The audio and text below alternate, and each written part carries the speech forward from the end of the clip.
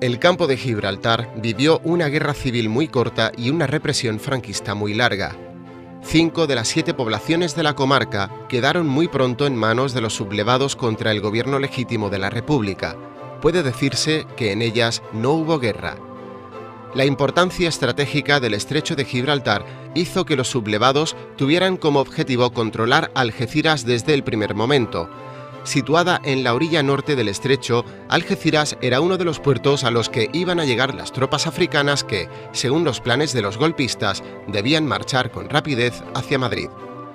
La otra ciudad para el desembarco era Málaga, pero como permaneció fiel a la República, Algeciras quedó como único puerto de desembarco de tropas marroquíes.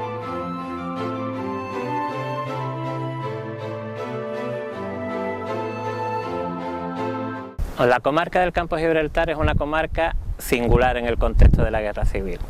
A la situación estratégica que tiene, estamos en el estrecho, las tropas africanistas son las que están esperando a los golpistas para llegar a Madrid. A esa situación estratégica se va a unir la situación de Gibraltar, que va a servir de refugio de miles de republicanos que van a buscar refugio ante la represión ejemplificadora en los primeros momentos y a lo largo de toda la guerra civil. Estamos en una comarca de una importancia de los movimientos obreros grandísima.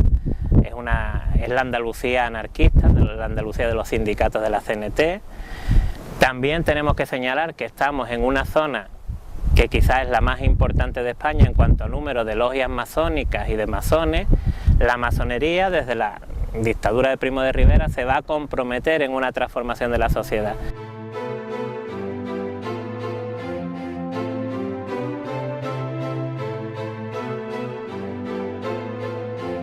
Salvador Montesinos, alcalde republicano de Algeciras, telefoneó en la tarde del 17 de julio a Madrid para saber la verdad sobre los rumores de un levantamiento de las tropas de Marruecos contra el gobierno. A las 9 de la noche reunió a la corporación en sesión permanente. Afiliados, simpatizantes y militantes de las organizaciones políticas y sindicales de izquierdas van llegando al ayuntamiento para informarse. Las fuerzas obreras piden armas para defender a la República. No las reciben porque el cuartel de infantería está ya en manos del ejército sublevado. El Frente Popular había obtenido en febrero de 1936 el 84% de los votos. La CNT tenía, en una ciudad de 22.000 habitantes, casi 5.000 afiliados. El comandante del regimiento de Pavía, Joaquín Gutiérrez Garde, leal a la República, llega sobre las 2 de la madrugada al ayuntamiento. Se instala en el despacho del alcalde como delegado del gobierno civil de la provincia y como primeras medidas organiza patrullas de policía en torno al ayuntamiento. Intenta controlar las comunicaciones y da órdenes para que se vigilen a los demás militares del regimiento que supone afectos a la sublevación. Gutiérrez Garde y Montesinos son detenidos el 18 de julio y fusilados a los pocos días. Serán los primeros de una larga lista de más de 300 personas que fueron ejecutadas por el único delito de pertenecer a algún partido republicano o sindicato. Las tapias del cementerio vieron la mayoría de los fusilamientos.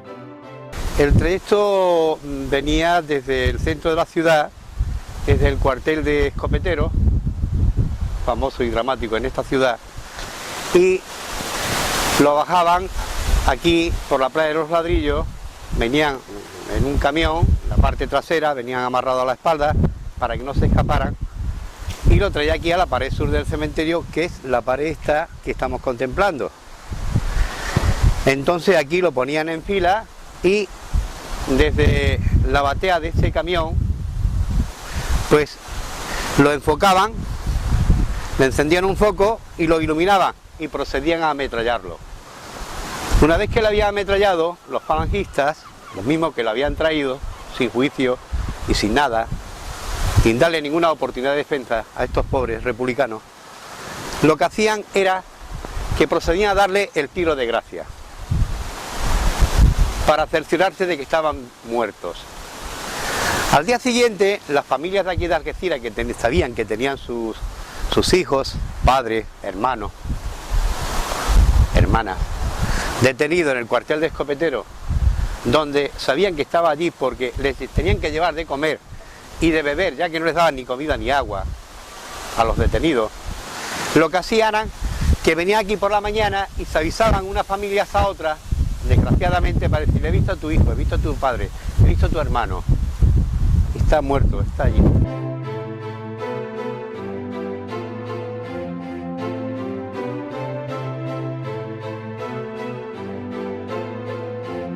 La línea tardó un día más en caer completamente en manos de los golpistas.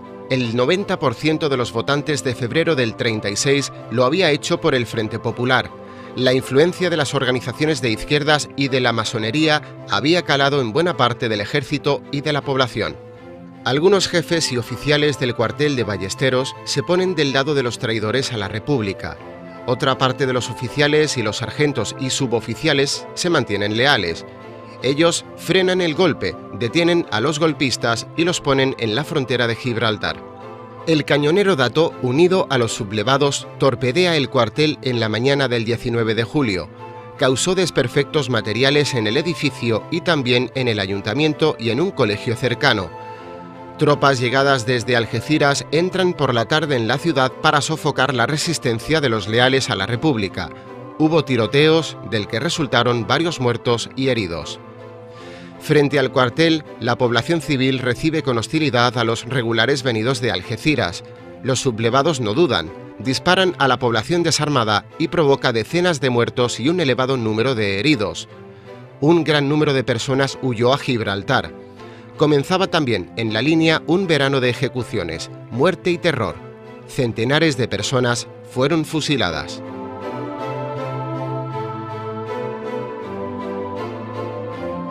La represión franquista debemos plantearla como una represión sistemática, una represión organizada desde el poder de esos militares golpistas, desde arriba hacia abajo. En las directivas de Mola ya vemos que hay unas indicaciones precisas de que en los primeros momentos del golpe de Estado la represión tiene que ser ejemplificante, tiene que ser sistemática, tiene que ser cualitativa.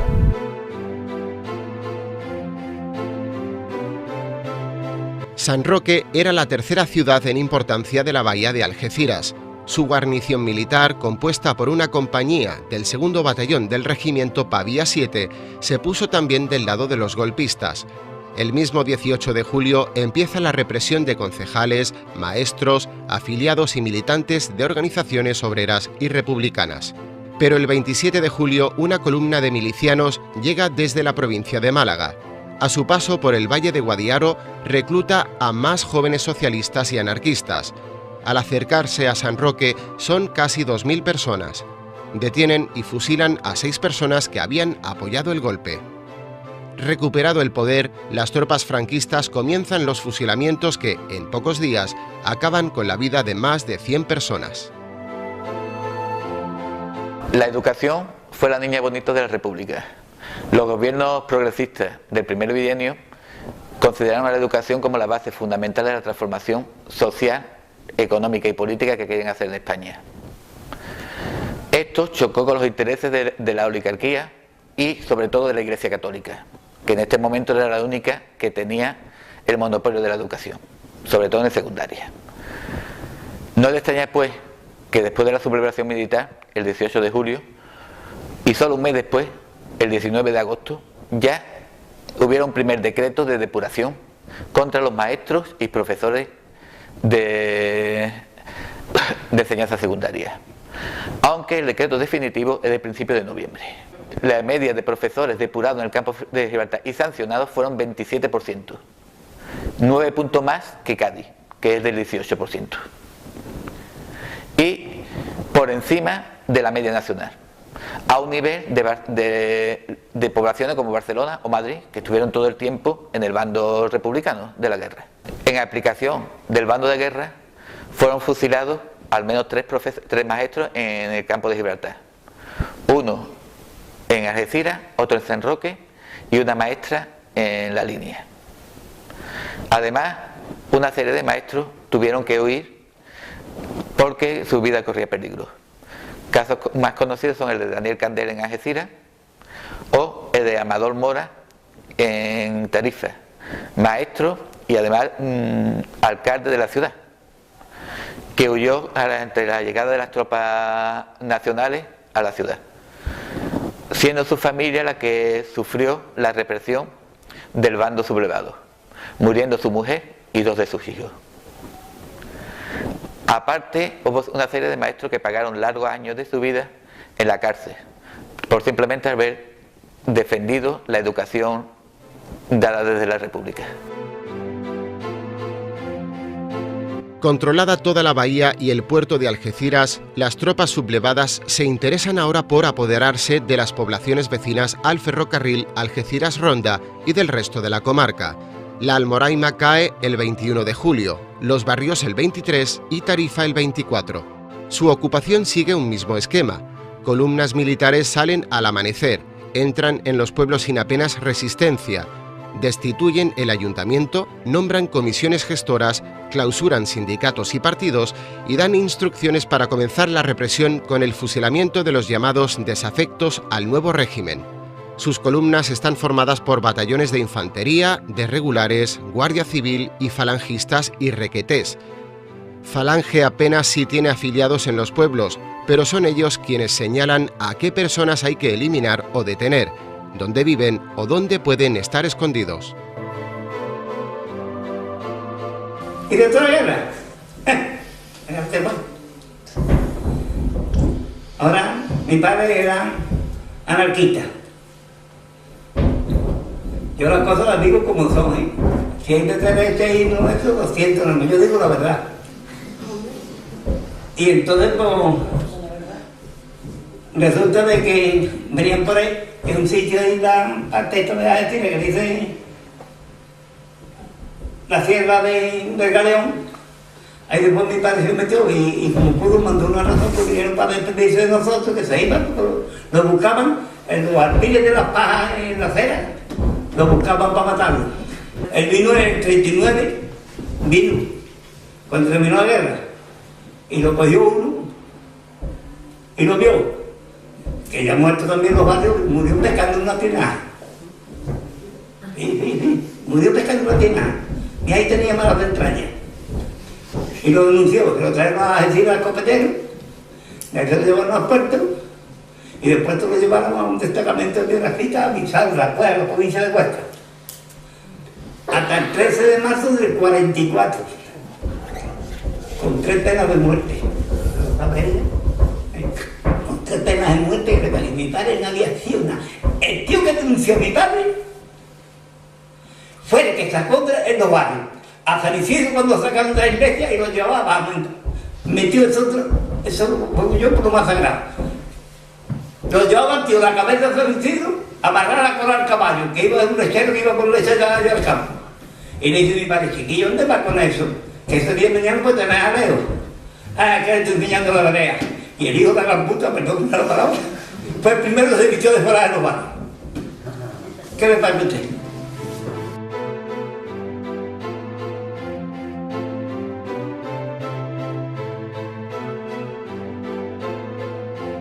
Castellar, Jimena, San Pablo de Buceite y Tesorillo fueron las poblaciones que más tiempo permanecieron leales a la República. Vecinos del castillo de Castellar colocaron troncos pintados de negro sobre las murallas del recinto. Su intento de simular una capacidad de defensa que no tenían sirvió de bien poco. Las tropas sublevadas entraron sin apenas resistencia el 28 de agosto. Buena parte de la población había ya huido hacia Jimena. Coronada por otro castillo, Jimena resistió hasta el 29 de septiembre y su caída no se produjo tan fácilmente. En el verano del 36, a su población, de tradición republicana y anarquista, se habían sumado muchos refugiados de la misma ideología llegados de otras poblaciones del campo de Gibraltar. Las columnas franquistas tuvieron que emplearse a fondo para doblegar la resistencia de esta ciudad. Al menos 30 milicianos murieron en la refriega y 9 soldados de los sublevados resultaron heridos. Comenzó posteriormente una sangrienta represión que acabó con unos 100 jimenatos fusilados. Y vino mi padre aquí a Jimena, y cuando vino aquí le dieron una cédula que le llamaban, que en vez de ser como un carnet de hoy, le decían una cédula. Le dieron la cédula para que se fuera a su casa. Y cuando llegó allí en su casa pues tenía unas cabritas, me han contado a mí. Tenía unas cabritas y cuando llegó allí le dijeron que los falangenses iban a llevar las cabras. Que las iban llevado. Entonces mi padre dice que cogió y fue a... Le dijeron que le iban a llevar los falanges al Marrufo. Y fueron al Marrufo, fue por sus cabras. Y cuando llegó allí, creo que le dijo uno de los cabecillas, dice que le dijo, ¿tú dónde vienes? Y yo vengo por las cabras mías. Y entonces cogieron, y no le dieron ni pon siquiera, sino lo cogieron, lo amarraron a un chaparro, y allí le pegaron 2 tiros y lo mataron. Y lo enterraron.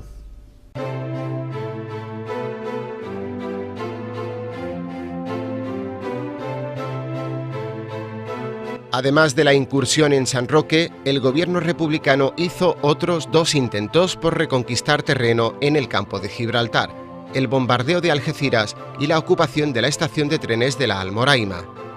Un tren con tropas republicanas llegó a la estación de la Almoraima el 22 de julio. Procedía de la serranía de Ronda y su propósito era llegar hasta Algeciras para obligar a retroceder a las tropas que por hidroavión habían llegado a Algeciras desde África. Aviones franquistas bombardearon el tren y también los barcos fieles a la República llegados a la bahía de Algeciras. El tren tuvo que retroceder hasta Jimena.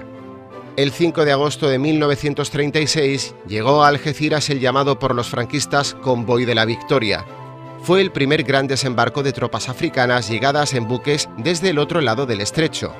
2 barcos leales a la República, el Jaime I y el Libertad, bombardearon 2 días después las posiciones militares de Algeciras. El fuego se concentró en Punta Carnero, en las baterías y fortificaciones y en el muelle.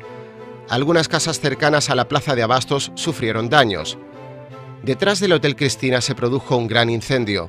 El bombardeo pretendía acabar con el cuartel general de los golpistas que estaba en el Palacio de Marzales.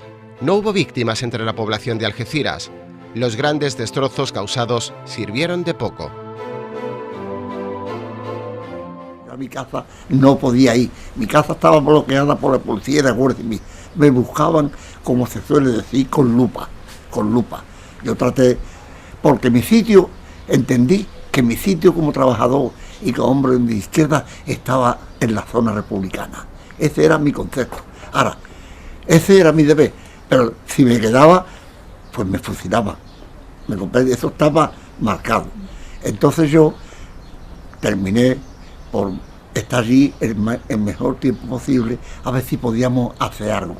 Porque claro, en uno de estos días vino el Jaime I, bombardeó Algeciras, exacto, y yo creí que ahí venía alguien para desembarcar, porque estaba al lado nuestro el barco ese, ¿no? Y yo dije, ahora es la hora de hacer algo. Y eso fue lo que me retuvo a mí más tiempo en Algeciras. Claro, yo ya llegó la hora que digo, ya no puedo aguantar más y tengo que irme. Pero tenía que irme por un sitio donde no me conocieran las autoridades. Y entonces un amigo que hacía carbón en el campo, en Algeciras, se enteró que yo estaba escondido, se enteró que yo lo mandé a llamar con mi madre. Y vino y me dice, pero chiquillo, ¿todavía estás tú aquí? Digo, estoy esperando de poder salir por un sitio donde no me conozcan nadie. Y dice, pues mira, yo estoy yendo a hacer carbón y todos los días salgo. Y te voy a sacar de aquí como si fuéramos a trabajar. Y así lo hizo.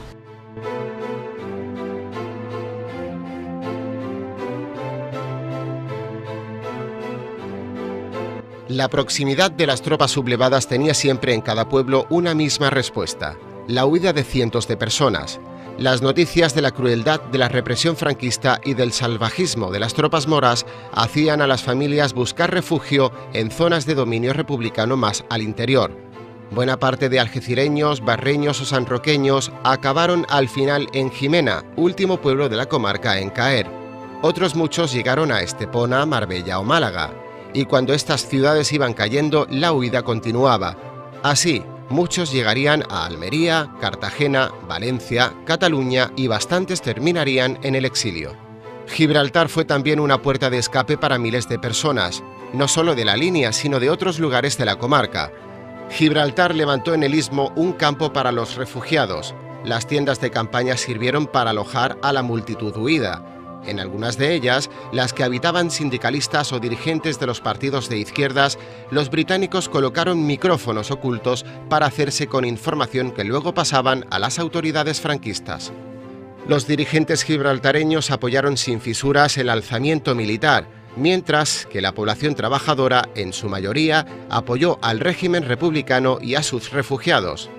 Entre 5.000 y 8.000 personas salvaron la vida huyendo por Gibraltar. Muchas de ellas partirían luego al norte de África, América o Francia. Quienes no tuvieron tiempo o medios para escapar sufrieron una represión feroz. Más de 1.000 personas fueron fusiladas en el campo de Gibraltar por las tropas franquistas. Solo en Algeciras unas 300. Escritos previos al golpe de Estado, con órdenes e instrucciones de Mola y Queipo de Llano, prueban que el terror franquista era producto de un plan preconcebido para eliminar al oponente, a toda persona cercana o perteneciente al Frente Popular, y al mismo tiempo atemorizar al resto de la población y cortar de raíz cualquier resistencia. En el lado republicano, la represión fue producto de la ira popular, del deseo de venganza cuando llega información de las tropelías que cometen los sublevados contra la República. No estaba organizada ni planificada. En Jimena fueron fusiladas 10 personas de derechas y en San Roque 6. También podemos señalar una represión, lógicamente, los defensores de la República. Es una represión que tiene características totalmente diferentes a la represión ejercida por los franquistas. Una represión que nace desde abajo, desde los estratos más bajos de la población hacia arriba. En un primer momento la República va a estar en un desgobierno, en un caos, a partir del golpe de Estado, y las autoridades obreras, los líderes obreros en muchos municipios van a tomar el poder, van a tomar la situación en sus manos y va a haber cierta represión. En el campo de Gibraltar apenas es significativa porque desde el principio va a caer en manos del franquismo.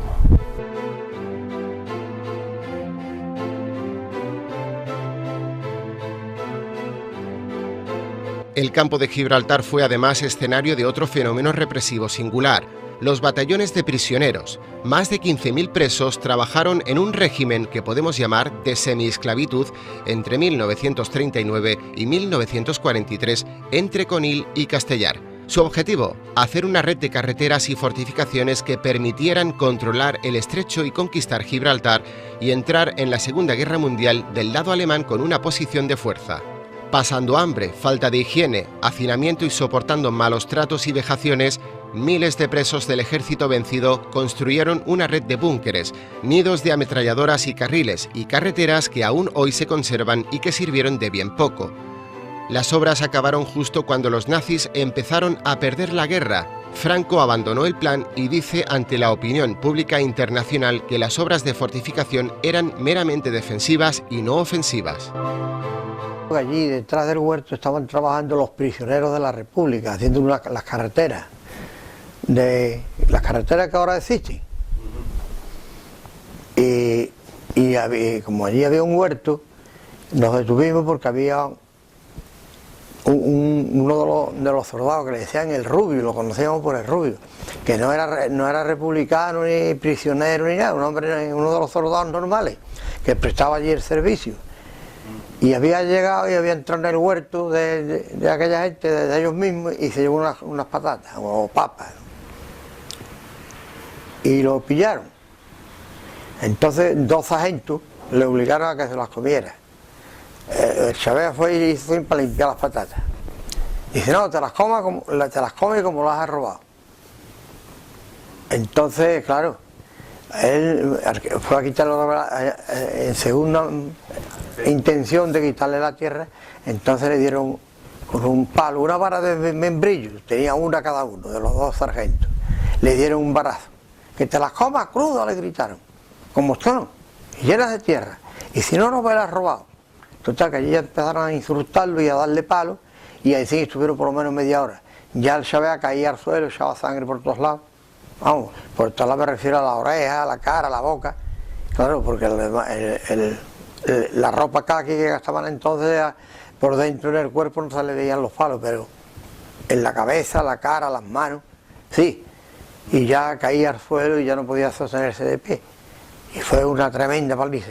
Trabajaban con una pala y otro con un pico, o pico y pala, ¿no? Para ir retirando la tierra, haciendo las bases de las carreteras y todo el trabajo. El que hacía poco, o al sargento o al oficial le parecía que no trabajaba bien, le daba otras herramientas más. Y ya era un castigo, ¿no? Y le llamaba pico y pala. Y otras veces, pues, decían que no, hoy ya no trabajo más. Y lo castigaban poniendo un saco de tierra a la espalda, para que trabajara con el pico y pala y el saco de tierra. Y si todavía cometía, o a los jefes les parecía que cometían alguna infracción, pues le quitaban la camisa. Y ya el saco la arañaba en la espalda y le hacía sangre, ¿no entiendes? Aquello era terrible también, ¿sabes?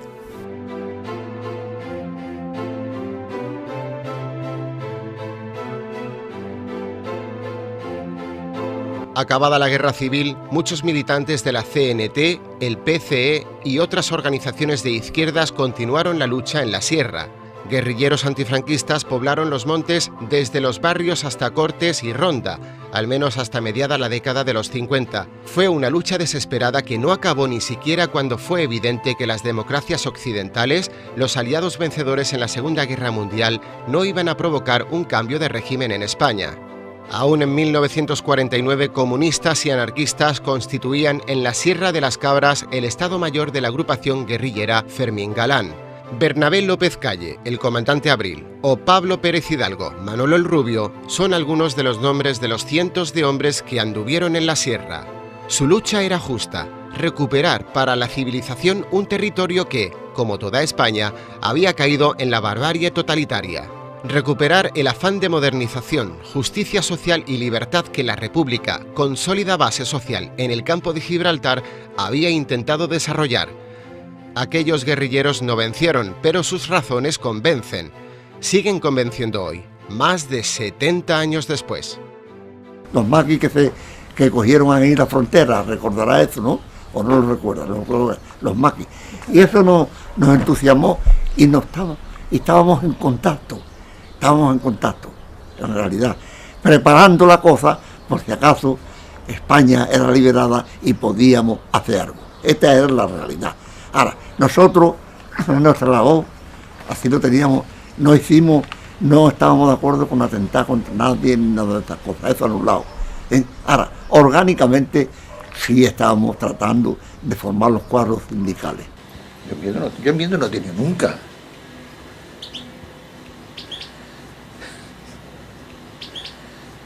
Yo tengo ya 83 años, pero si hubiera que irse otra vez, yo me iba. Mira, yo no sé de dónde soy. Yo soy del Partido Comunista. Antes que nada, lo que hay que conseguir es que estas páginas de currito, estas vivencias de tantos curritos como ha habido en la guerra civil y en la posguerra, sobre todo, de una posguerra que ha sido de las peores posguerras que yo creo que hay en la humanidad, la posguerra que dejó el franquismo, ¿no? Entonces lo que hay que ponerlo es en los libros de texto. Cuando la historia de la República y de todas estas personas y de quienes lucharon por la República y la libertad esté en los libros de texto, los jóvenes la puedan leer en los institutos y en las escuelas y en las universidades, y se vea como una parte de nuestra historia de España que se encargó el franquismo de ponerle una losa en el olvido. Cuando se vea igual, entonces cuando hablemos con el objetivo principal del Foro por la Memoria. Segunda vez me cogen en marzo, ¿no comprende? En marzo del año 45, me condenan a 30 años, la segunda vez, a 30 años, y entonces resulta que salgo en el año 60. Tuve 15 años a pulso, ¿no comprende? 15, y el resto de los otros suman 21 años, 2 meses, ahí está puesto los documentos esos. 21 años, 2 meses y 20 días. A pesar de todos los sufrimientos y de todas las adversidades que he vivido, no estoy arrepentido de nada, porque mi condición ha sido la lucha por la causa de los trabajadores. Como yo he sido un trabajador, he tenido el deber de defender la causa de los trabajadores, que es la mía, y por la libertad.